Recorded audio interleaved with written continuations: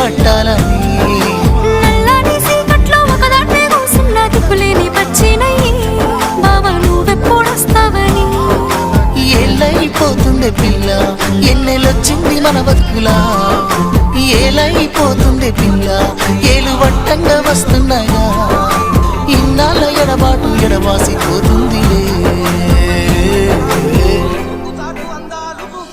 ఈ సీనయ్య గుండున్నదే